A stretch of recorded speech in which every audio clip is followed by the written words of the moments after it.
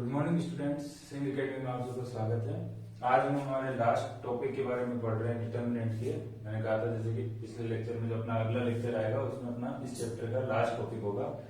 और अगर हम देखें तो ये अभी तक का जैसे कि अपने 4.2 एक्सरसाइज जैसे कोर्स से हट गई है, यानी 30% रिड्यूस हुआ है सिलेबस, उसमें से जैसे कि हट गया है 4.2।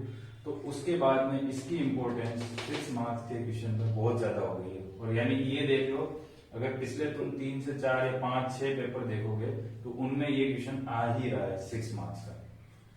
पिछले साल भी यानी कि कुछ चेंजेस हुए थे पेपर पैटर्न में, तब भी चेंजेस में यानी 6 मार्क्स के 6 क्वेश्चन आते थे पहले, जब 100 मार्क्स का पेपर होता था। जब 80 मार्क्स का होने लग गया अभी पिछले साल से, तब भी 4 क्वेश्चन ही आते हैं 6 मार्क्स में, तब भी ये आया। यानी इसकी इंपॉर्टेंस बहुत ज्यादा है। अगर देखा जाए तो ये है कि ये फिक्स है क्वेश्चन कि इस टॉपिक से एक क्वेश्चन 6 मार्क्स का डिटर्मिनेंट से आता ही है। इसके और में आता था अपना प्रॉपर्टीज ऑफ डिटर्मिनेंट का, जो कि पूरा का पूरा टॉपिक हट चुका है। तो अब शायद एलिमेंट्री ट्रांसफॉर्मेशन इंपॉर्टेंट होगा इसके और में, नहीं तो ये तो फिक्स है ही सही कि ये तो आना ही आना है। तो ऐसे क्वेश्चन में क्या करते हैं, बस अपने पास में डायरेक्ट यही लिखा हुआ आता है कि फॉलोइंग सिस्टम को, ज्यादा थ्योरी पे ध्यान नहीं देना है, क्योंकि अपन को पता है क्वेश्चन यही आना है या फिर कैसे करना है अपन को। तो अपन को ये ध्यान रहना चाहिए अपन को क्वेश्चन कैसे अटेंड करना है। थ्योरी क्या बोल रही है क्या नहीं बोल रही है उससे कोई मतलब नहीं होना चाहिए अपना। Solve the following system of equation using matrix method, अगर ऐसा लिखा हुआ आ जाए तो अपन जो भी कर रहे हैं आगे अपन को वैसे प्रोसीड करना है, ठीक है। अब देखो, मैट्रिक्स मेथड में 3 इक्वेशंस अपन को गिवन होंगी, फर्स्ट सेकंड और थर्ड, ये हमेशा गिवन होगी अपन को। 3 इक्वेशन से ये पूछेगा सोल्व दी फॉलोइंग। जैसे कि अपन 10th क्लास में 2 इक्वेशन सोल्व करना सीखे था ना, वैसे ही अब 12th क्लास में अपने पास में 3 इक्वेशन आ गई, तो अपन एक्स वाई जेड की वैल्यू कैसे निकाल सकते हैं। तो वो अपन डिटर्मिनेंट से सीखते हैं कि अपन कैसे निकाल सकते हैं कि मैं अगर इनके कोफिशिएंट से एक मैट्रिक्स बना दूं, इन सब के एक्स वाई जेड के कोफिशिएंट से एक मैट्रिक्स बना दो। देखो कैसी बनेगी, एक्स का कोफिशिएंट 1 2, इधर y का 2, इधर y है नहीं, इधर -3 1, z का 3 और z का 0। कोफिशिएंट से एक मैट्रिक्स बना दो, हर एक्स वाई जेड के कोफिशिएंट से एक मैट्रिक्स बन गई। इतना इजी दिख ही रहा है, जैसे लिखे हैं वैसे ही अपन पढ़ना है। उसके मल्टीप्लाई में एक्स वाई जेड जो अननोन है, जिनकी वैल्यू अपन को सोल्व करनी, उसकी एक मैट्रिक्स बना दो, क्योंकि एक्स वाई जेड है तो एक कॉलम मैट्रिक्स बनेगी, और ये तो 3 क्रॉस 3 की रो मैट्रिक्स और कॉलम मैट्रिक्स बनेगी। और जो सामने लिखे हुए उसकी भी एक कॉलम मैट्रिक्स बना दो। हमेशा अपन को ऐसा ही करना है। और इनको देखो, इस मैट्रिक्स को ए, ये एक्स वाई जेड में तो एक्स, और ये जो है इक्वल्स टू में इसको बी मैट्रिक्स नाम दे दो। अगर ऐसी फॉर्म में तुम हर मैट्रिक्स को लिख पाते हो, तुम्हारा काम इजी हो जाएगा। फिर तुम क्या निकाल दो, इसका डिटर्मिनेंट निकाल दो, क्योंकि तुम्हें पता है ये ए मैट्रिक्स है, ये एक्स मैट्रिक्स है और ये बी मैट्रिक्स है। तो ए मैट्रिक्स है तो इसका डिटर्मिनेंट तुम इजीली निकाल सकते हो। देखो क्या होगा, 1 0 माइनस प्लस का 3 सॉरी 9 3 3 9 माइनस 2, ये हो जाएगा अपने पास 1 इंटू 0 माइनस 3 2 6 प्लस 1, और ये जाएगा माइनस का 3 और 0 होगा तो माइनस का 0। ठीक है, तो ये हो गया हमारे पास में 9 माइनस माइनस प्लस का, और 6 2 18, और ये हो गया माइनस का 3, तो ये हो गया 27 माइनस 3, जो कि हो गया अपने पास में 24 इज नॉट इक्वल्स टू 0, जो कि क्या है अपने 0 के इक्वल नहीं है। एक बार वापस क्रॉस चेक कर लो क्या कह रहा है। ये डिटरमिनेंट कैसे निकाला, रो और कॉलम की 1 की, तो 0 इंटू 0 0 माइनस का 9 3 3 9, तो प्लस हो गया, फिर बीच में -2 आता है, कॉलम की हो गया 1 इंटू 0 0 और 3 2 6 माइनस का, ठीक है, फिर प्लस 1 इंटू माइनस का 3। तो अपन ने सोल्व किया, माइनस माइनस प्लस 6 2 यहाँ होगी, देखो माइनस और माइनस प्लस 6 2 12 होता है, अपन ने 18 लिख दिया, कुछ गड़बड़ हो जाती है, इस पे क्रॉस चेक कर लेना चाहिए अपन को यहीं पर। तो ये हो गया 9 12 और 9 कितना हो गया, या फिर 12 में से 3 गया तो 9 9 और 9 18, डायरेक्ट लिख सकते हैं अपन। अब आगे सोल्व करते हैं अपन इस क्वेश्चन को। तो देखो, मैंने हमेशा से कहा है कि इसकी हमें क्या बनानी चाहिए, कोफैक्टर मैट्रिक्स बनानी चाहिए। क्या बनानी चाहिए, अगर determinant is not equal to 0, इसका मतलब इसका इनवर्स फाइंड हो सकता है, ये अपन ने पढ़ा है। तो कि इनवर्स निकालना पड़ेगा, क्योंकि देखो यहाँ जब ax is equal to b है ना, तो सिंपल सा दिख रहा है x इज इक्वल टू अगर a इनवर्स की मल्टीप्लाई कर दूं तो यहाँ कितना आ जाएगा a इनवर्स इंटू b। तो अगर x फाइंड करना है x y z, वो किसके इक्वल होगा a इनवर्स इंटू b के। तो a इनवर्स फाइंड करने के लिए अपन को एडजॉइंट चाहिए, और एडजॉइंट से पहले अपन को कोफैक्टर चाहिए। तो c11 c12 c13 c21 c22 c23 c31 c32 और c33। ठीक है, अब जो भी हो डायमंड शेप में माइनस लगा दो तुमको डायरेक्ट, अब तुम्हें अच्छे से आता है ये चीज। ठीक है, क्योंकि ओड वाले पे सब पे क्या आ जाएगा, माइनस आ जाएगा।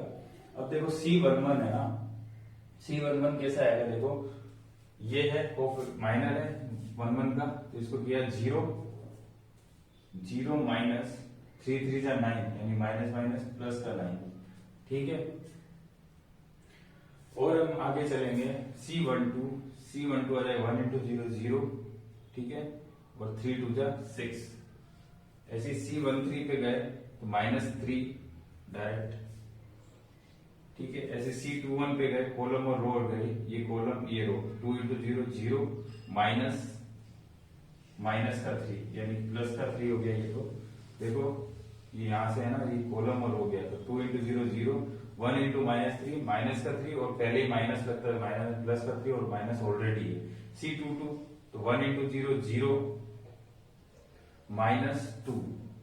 ठीक है, मैं आराम से कर रहा हूं ताकि तुम भी इस चीज को समझ पाओ। c23 ये कॉलम और ये हो गया, माइनस का 3 माइनस 2 2 जा 4। देखो माइनस का 3 इंटू सॉरी माइनस का यानी प्लस का 4, कितना हो गया, माइनस का 7 हो गया, माइनस पहले ही आगे से। c31 क्या हो जाएगा, 3 2 जा 6 -0।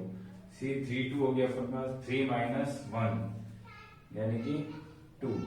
ठीक है, ये देखो 3 - 1 2, और c33 हो गया अपने पास में 1 इंटू 0 0 0 -2 यानी कि माइनस का 2। ये अपने पास में कोफैक्टर मैट्रिक्स बनेगी। इसी से अपन क्या निकालेंगे, एडजॉइंट ऑफ ए निकालेंगे, और एडजॉइंट ऑफ ए क्या होती है, कोफैक्टर मैट्रिक्स का ट्रांसपोज। तो देखो 9 ऐसे -3 6 -6 -2 -2 -3 +7 -2, इसका ट्रांसपोज। और ट्रांसपोज क्या होगा वो अच्छे से पता है, कॉलम को रो में चेंज कर दो, -6 -3 -3 -2 7 6 -2 -2। ये अपने पास एडजॉइंट ऑफ ए आ गया। अब इनवर्स के लिए अपन को पता है, इनवर्स के लिए अपन क्या फॉर्मूला लगाते हैं, A inverse is equal to adjoint of A upon determinant of A. अपन नेक्स्ट स्टेप में क्या करेंगे, इनवर्स फाइंड कर लेंगे, और फिर उसकी वैल्यू यहाँ पुट कर देंगे, बी की वैल्यू यहाँ पुट कर देंगे, अपने पास में एक्स आ जाएगा। एक बार इसे कॉपी कर लो, फिर अपन नेक्स्ट पर चलते हैं। अब देखो यहाँ पर ये अपने पास में ये इनवर्स यहाँ पर आ गया था, वहां पर एक छोटी सी मिस्टेक हो गई थी। अपन ने जो c12 निकाला था उसके आगे माइनस ऑलरेडी था और -6 था, तो हमने माइनस ऑलरेडी को गिना नहीं, इसलिए माइनस और माइनस क्या हो जाएगा, प्लस हो जाएगा। ठीक है, 1/80। अब देखो ये तो ए इनवर्स है, अब अपना x कैसे निकलेगा, ए इनवर्स इंटू बी से। x के अपने पास में x y और z, ऐसे ही ए इनवर्स क्या हो गया अपने पास में 1/80 9 6 -3 -3 -2 7 6 -2 -2। और बी मैट्रिक्स जो है वो अपने पास में है 7 11 1 7 11 1। अब इसको अपन क्या कर लेते हैं, मल्टीप्लाई कर लेते हैं। सबसे पहले 1/18 ऐसे ही रहेगा, मल्टीप्लाई करो, रो की कॉलम से मल्टीप्लाई होगी, 9 से 63 माइनस का 33 प्लस का 6, ऐसे 42 माइनस का 22 और माइनस का ऐसे ही 21 77 -2। सोल्व किया अपन ने, ये कितना हो गया 63 माइनस 2 तो हो गया 36, ठीक है। 42 माइनस 20 तो हो गया 20, 20 माइनस 80 तो ये हो गया 77 माइनस 21 यानी करीबन 54। हाँ 54 हो जाएगा इसका अपने पास में, 77 माइनस 75 और 54, ठीक है। अब इसको डिवाइड कर दिया तो यहाँ से अपने पास में आ गया 2 1 2 3, ठीक है। तो ये है क्या वैल्यू इसकी x y z। जब अपन कंपैरिजन करते हैं दो कॉलम मैट्रिक्स आपस में इक्वल है तो अपन क्या बोल सकते हैं ऑन कंपैरिजन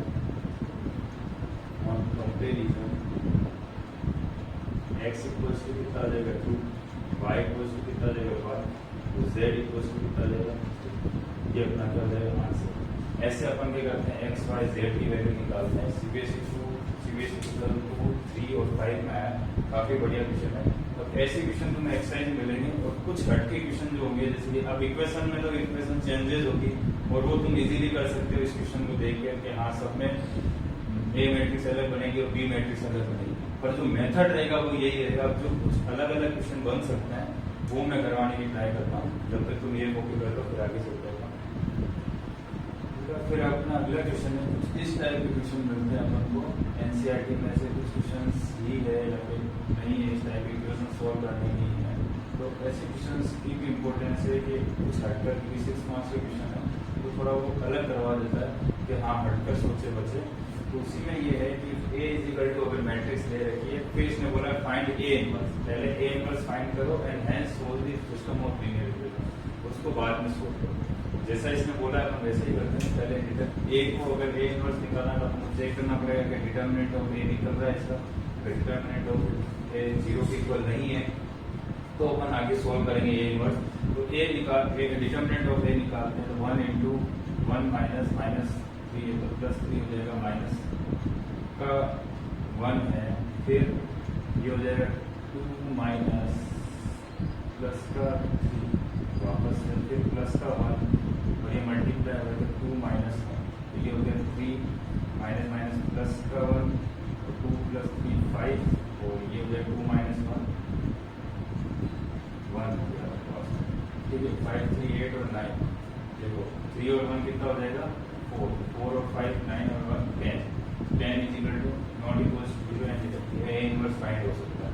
A इनवर्स के लिए अपन वही C11 C12 C13 C21 C22 C23 C31 C32 और C3 तो diamond shape minus minus minus और माइनस, ठीक है।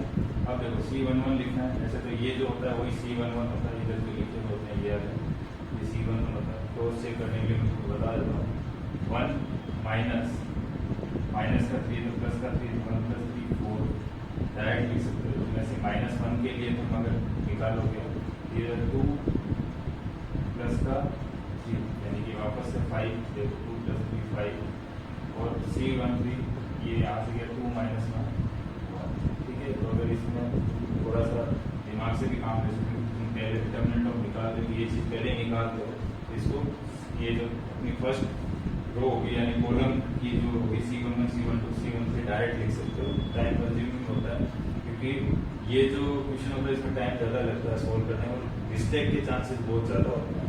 माइनस प्लस के हल्की सी मिस्टेक कोई क्वेश्चन को गलत कर देते हैं, इसलिए ज़्यादा ध्यान रखना। C21 के लिए निकालना है माइनस का 1 C21 के लिए माइनस का 1 माइनस का 1 माइनस का 2 तो माइनस ऑलरेडी है, ठीक है। C22 ये गया 1 माइनस 1 यानी कि 0, वापस से देखो C22 1 माइनस 1 0 C23 के लिए देखेंगे तो 1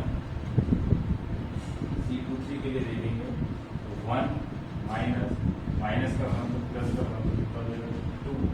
ऐसे C31 के लिए देखेंगे तो ये हो गया अपने पास में C31 ये रहा C31 कॉलम और हो गया -3 इंटू -1 3 माइनस 1 यानी कि 2। C32 के लिए देख लो ये कॉलम और हो गया माइनस का 3 माइनस का 2 माइनस का 5 तो माइनस ऑलरेडी -5 के लिए। C33 के लिए देखा तो 1 माइनस का 2 है प्लस का 3। ये यहाँ से अपन सबसे पहले क्या बना सकते हैं, अपनी adjoint of A matrix, adjoint of A matrix बनाओ। एडजॉइंट ऑफ ए मैट्रिक्स क्या हो जाएगी, 4 माइनस माइनस प्लस का 2 2 माइनस 5 1 0 माइनस 2 प्लस का 5 और 3 का ट्रांसपोज। इसका ट्रांसपोज लेंगे तो क्या हो जाएगा, 4 माइनस 5 1 2 2 4 माइनस 5 1 2 0 माइनस 2 2 5 ये हो गया। कॉलम थी उनको रो में कन्वर्ट करते गए, सॉरी रो को अपन कॉलम में कन्वर्ट करते गए। ठीक है, तो ये आ गया हमारे पास में एडजॉइंट ऑफ ए।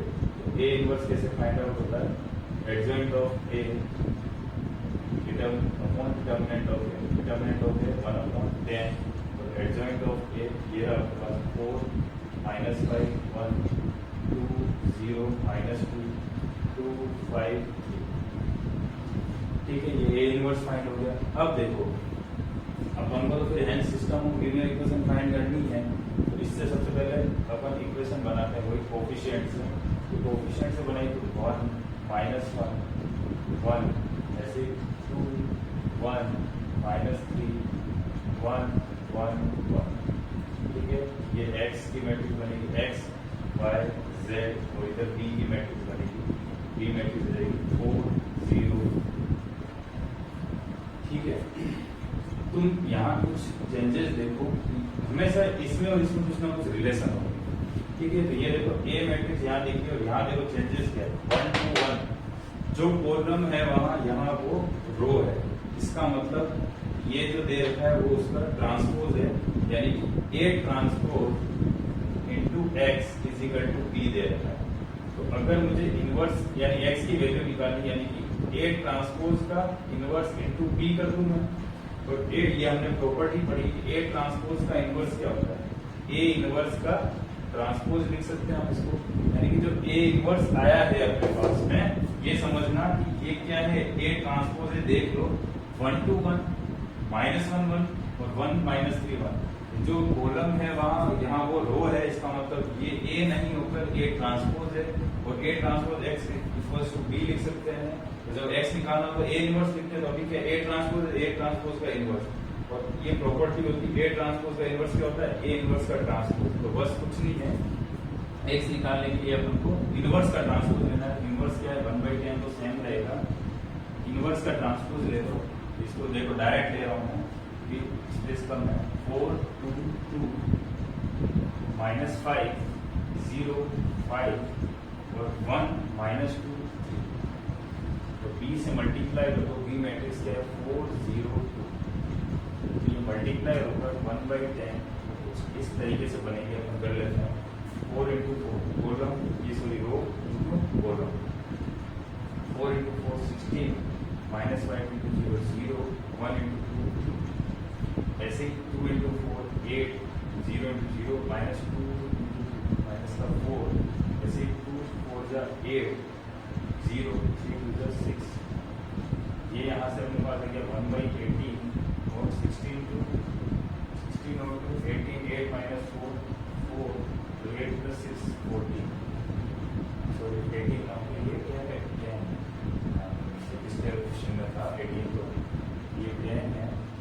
यहाँ से हो गया अपने पास में एक्स वाई जेड की वैल्यू। अगर हम डिवाइड करते हैं 10 को डिवाइड करने पर देखो 18/10 4/10 और 14/10 सब 2 से कट रहे हैं, तो 9/5।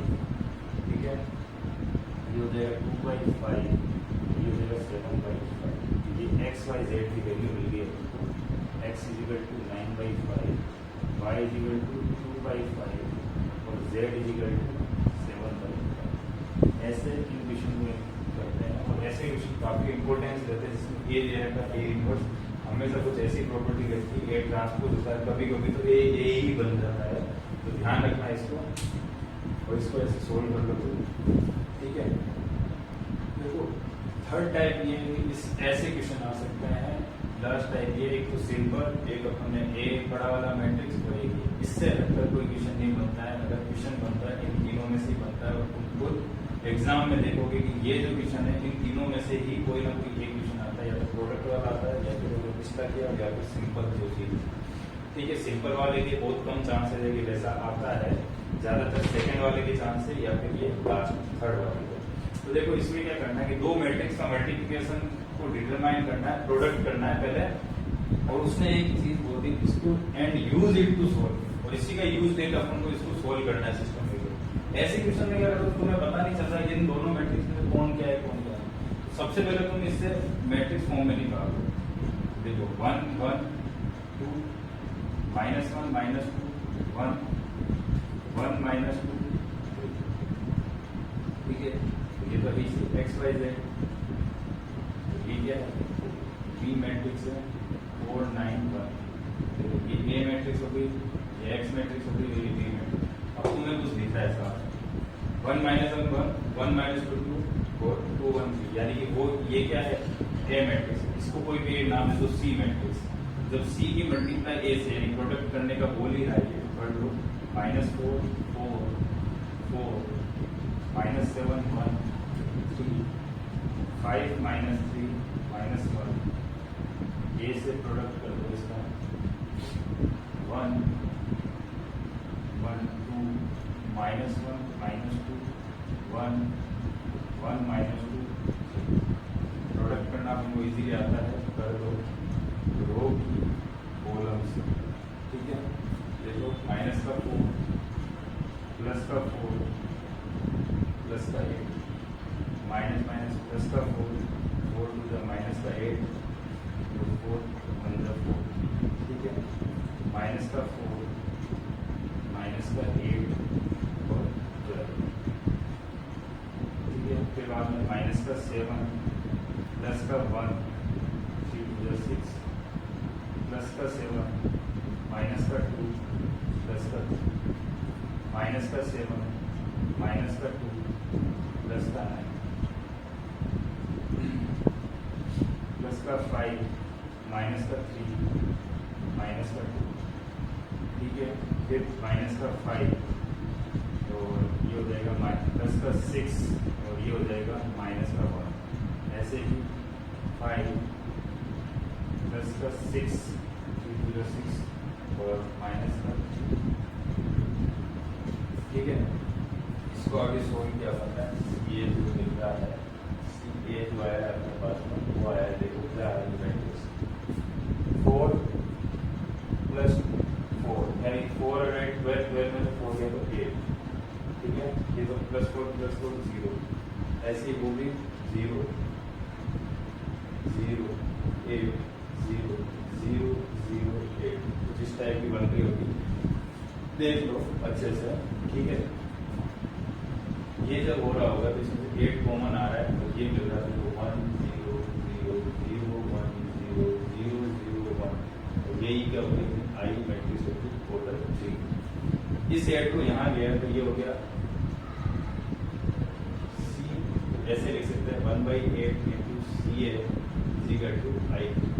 इसको और सोल्व करके लिख दिया मैंने इस पूरे को 1/8 into C into A equal to I, दोनों साइड में इनवर्स से मल्टीप्लाई कर दिया तो ए इंटू ए इनवर्स खत्म हो जाएगा और यहाँ ए इनवर्स आ जाएगा, जिससे मिल जाएगा कि ए इनवर्स जो है वो अपने 1/8 इंटू सी के इक्वल है, 1/8 इंटू सी के। इजीली देख सकते हो ए इनवर्स से मल्टीप्लाई की, पिछले लेक्चर में ऐसे क्वेश्चन किए थे इंटू ए इनवर्स की मल्टीप्लाई आई थी तो ए इनवर्स 1/8 इंटू सी। इसका मतलब ए इनवर्स जो है वो 1/8 इंटू सी है।